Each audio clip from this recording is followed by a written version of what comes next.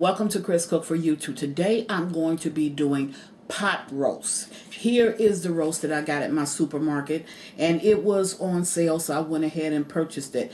This is 8 pounds, and this is a chuck pot roast. Now you won't need as much, but chuck is the cheaper cut to buy. Even if you buy the chuck roast that has the flat bone on the side, that's going to be even a little bit cheaper. So let's get started with the seasonings that I'm going to need for this roast today. I'm going to be using basil, parsley, just some red pepper flakes to give it a kick. I have some beef broth, some beef bouillon cubes, which is 2, and I have some adobo seasoning, and this is the one with cumin in it. I also have seasonal. I have my favorite staple in the world, which is Lipton onion soup mix. I have garlic powder and onion powder. I have fresh onion. I have carrots and potatoes. And I have salt and pepper to taste. Now, you can eliminate this and just use this, and your pot roast is still going to be good. Okay, so if you don't have these seasonings in your cabinet, don't worry about them. You can also eliminate this and this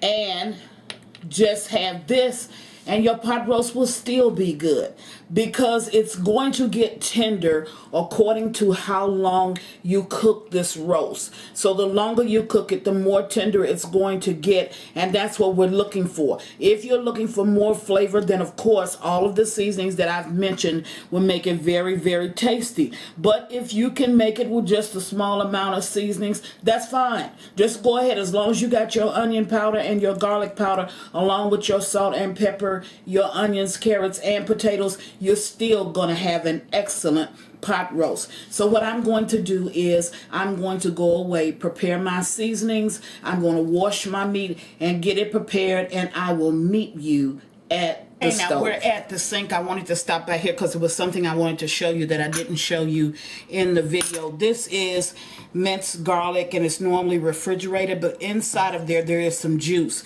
So what I did just to marinate my chuck roast is I'm going to take some of this juice and just pour it over this chuck roast on both sides, just to use it as a base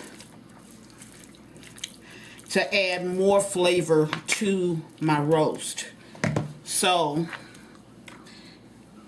once I get that basted, and I did paper towel dry this, so once I get that basted, then I'm going to take all the seasonings that I took, that you saw me take, and I'm going to spread it all over this roast. And when I opened up the package, the roast had been cut into 2 portions, but that's okay. Doesn't really make a difference. And when I told you about the bone, the flat bone that's on the side of this particular kind of roast, because this roast is so cheap, that is called a blade cut pot roast. So it would be a little bit cheaper than this.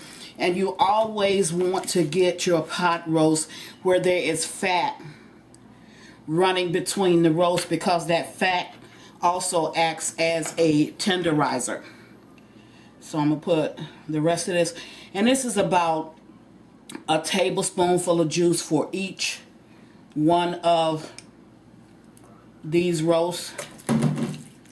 Okay.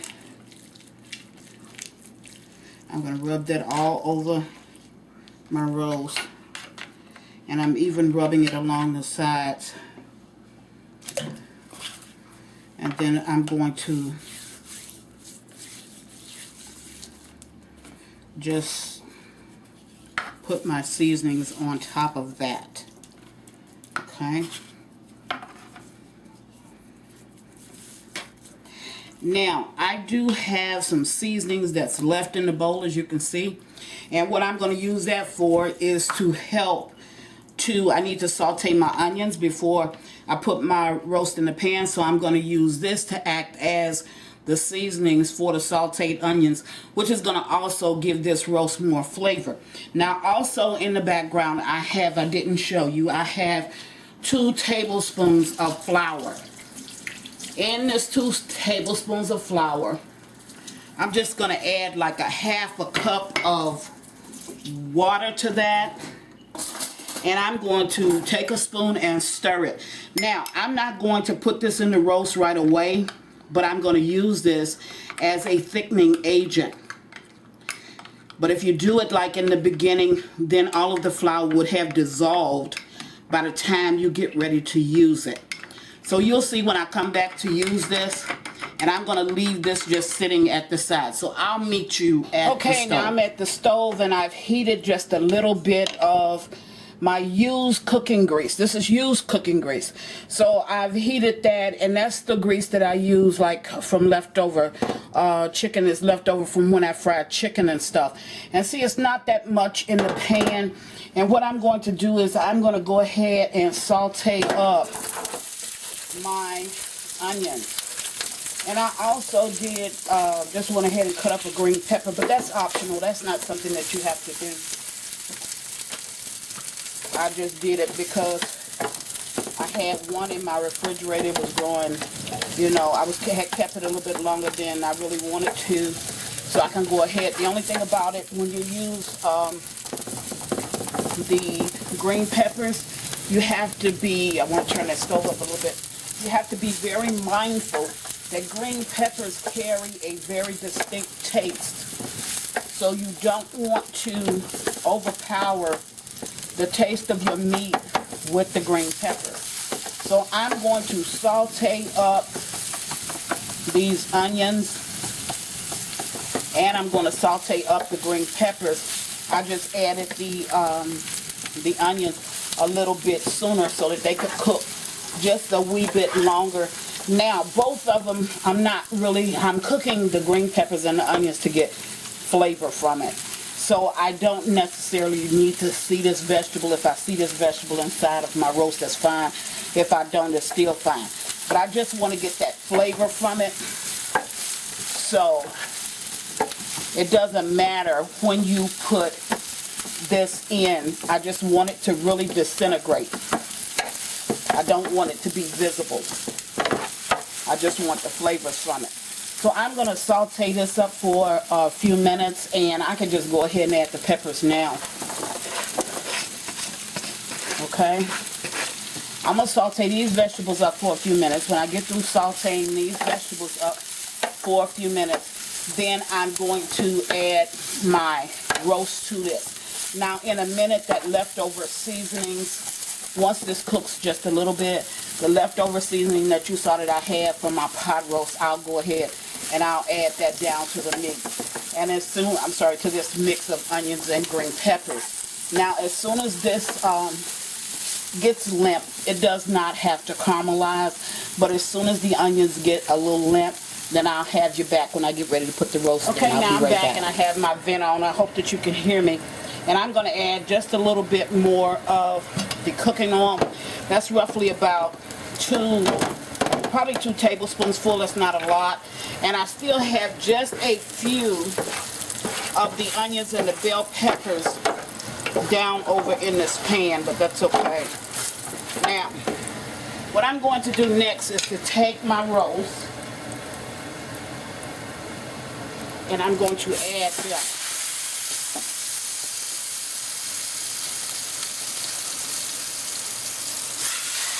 Okay, now what I want to do is I want to brown my roast on both sides. So I've taken out my green peppers and my onions, and they've already been seasoned, and I still have a little bit of the seasonings, which I'll add to the pot when I get through browning this.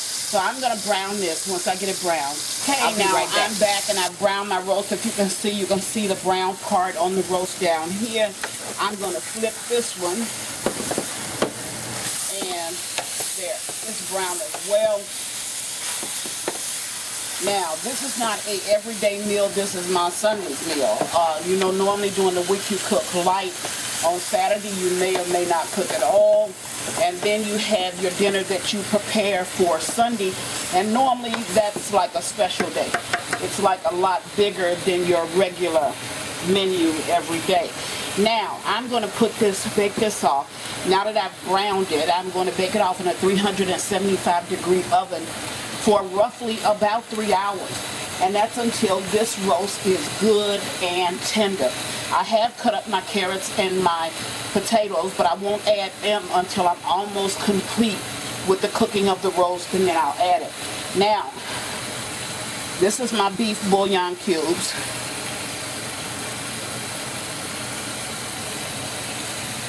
I'm going to go ahead and put one on that. And I'm just coupling them up with my finger. Put one on that. I'm going to add my favorite seasoning in the world, Lipton onion soup mix. Now, I didn't add paprika to this. If you want to put paprika on your pot roast, by all means, go ahead. I didn't want to use it for this particular dish today, but I know a lot of people do cook with paprika, and that's okay. Now, I'm going to pour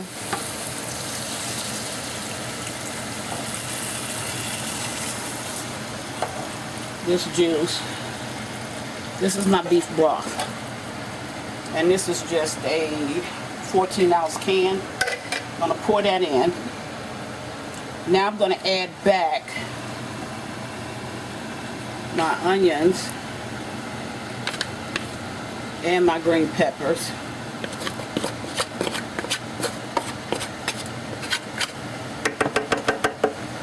I'm going to add that leftover seasonings that I have.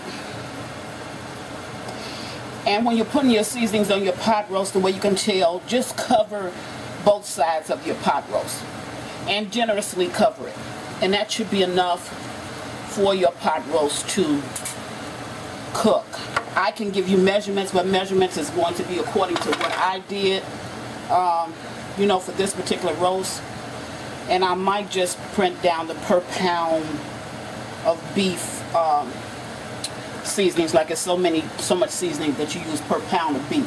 Might just print that one out as well. Now, I also have a cup of water that was sitting over on the side. I'm going to add that to this beef broth.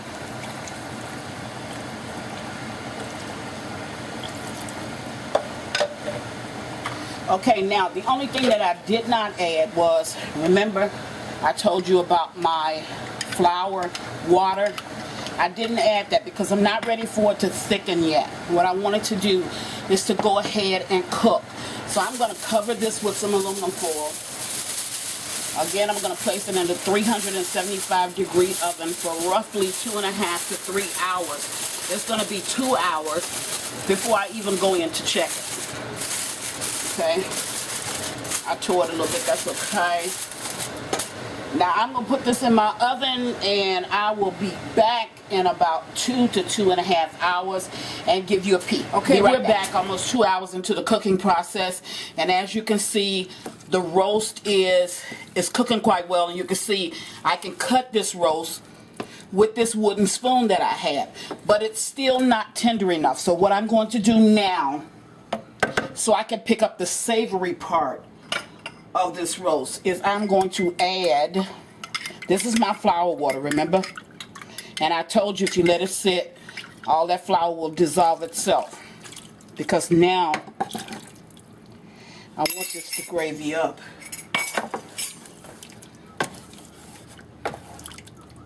And as you can see, my vegetables, they have almost all disintegrated. Now I'm going to get the thickening that I need to savor, to make it savory. Now I'm going to put in my carrots and my potatoes.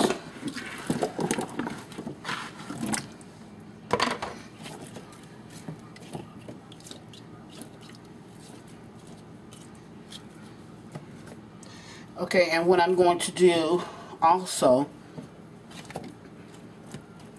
is I'm going to add just a little bit more water to help cook the potatoes, and so this will be savory, so I'll have some gravy to the pot roast. Okay? Now all this is in. We'll let it cook for about another 30 to 45 minutes. When I get back, it should be complete. Okay, now we're back and my dinner is finished. I just took this out of the stove or out of the oven. And I just want to show you guys, this is what your pot roast should look like. See that? See when you can break that pot roast with your fork? That's what it should be looking like. And to get your pot roast that savory like that, see how I can break that pot roast with that fork? To get that pot roast savory like that, you need to add that sugar. I'm sorry, that flour that I added just before I got ready to finish it off. Once I put the potatoes in, remember I added that flour, and that flour is what gave me the savory part of it, my gravy for my pot roast. And look at it. That's the way you want your meat. So I'm going to dish up a plate for you real quick. I've already put the cornbread on the plate. And I had green beans and smoked meat. So this just has some ham hocks and some smoked turkey in it.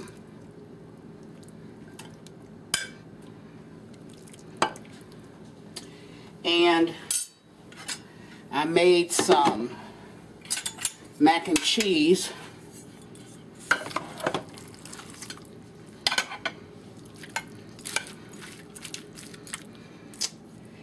And of course, this pot roast.